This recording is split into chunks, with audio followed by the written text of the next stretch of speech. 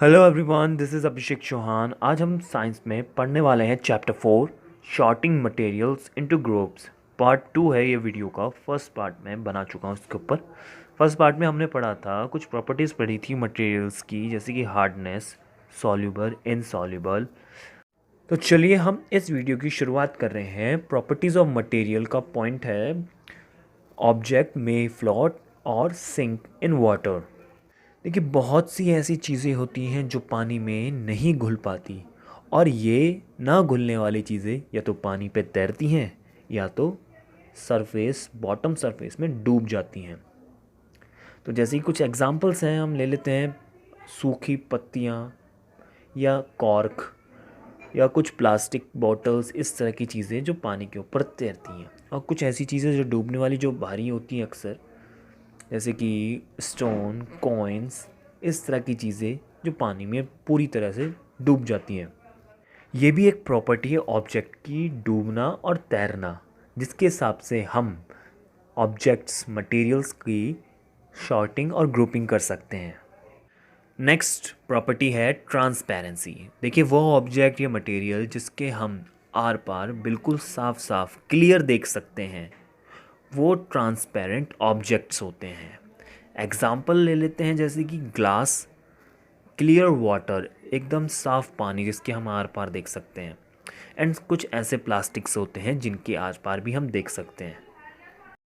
और next point है, देखिए, वो ऑब्जेक्ट्स या मटेरियल्स जिनके आर पार हम बिल्कुल साफ साफ ना देख सकते हों, धुंधला दिखाई देता हो, उन्हें कहते हैं ट्रांसलूसेंट ऑब्जेक्ट्स।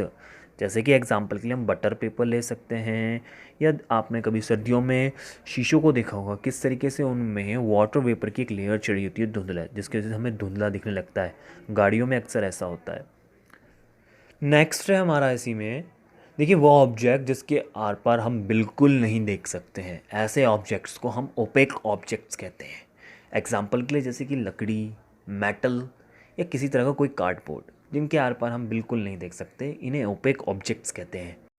तो अब क्वेश्चन उठता है कि why do we need to group objects, कि हमें क्यों ज़रूरत पड़ती है इन ऑब्जेक्ट्स की ग्रुपिंग या शॉर्टिंग करने की। तो देखिए, सबसे पहले थी कन्वीनियंस टू स्टडी।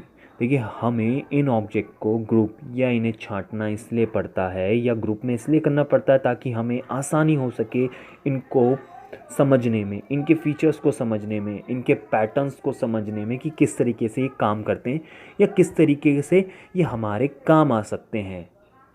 और सेकंड पॉइंट है इसमें ये हो सकता है कि हम कन्वीनियंस टू स्टोर, हमें आसानी और सुविधा होती है इनकी ग्रुपिंग और शॉर्टिंग करने से। इससे हमें ये पता लग जाता है कि किस ऑब्जेक्ट को कहाँ होना चाहिए, इनकी कहाँ जगह है, ताकि फ्यूचर में या भविष्य में जब इनकी ज़रूरत पड़े तो हम उनको वहाँ से, उनकी सही जगह से उन्हें निकाल सकें। जैसे कि एग्जांपल के लिए मैंने जैसे आपको बताया भी था फर्स्ट वीडियो में, कि जैसे कि अगर हम बात करें मसालों की, तो मसाले हमारे एक ही जगह होंगे किचन में, और साबुन या शैम्पू, इस तरह से जो नहाने या सफाई, साफ़ सफाई की चीज़ें हैं, ये हमें बाथरूम में ही मिलेंगी।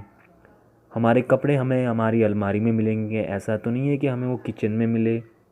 तो इसी तरह इनकी अगर हम ग्रुपिंग और शॉर्टिंग कर देंगे, और हमें पता होंगी कि कौन सी चीज़ें का इस्तेमाल क्या है, ये किस काम आती हैं, और इनकी खासियत, इनकी प्रॉपर्टीज़ क्या क्या हैं, इससे हमें आसानी हो जाती है इनकी ग्रुपिंग और शॉर्टिंग करने में। तो वीडियो यहीं ख़त्म करता हूँ। अब आपसे मिलेंगे नेक्स्ट चैप्टर में। Okay, bye bye and take care.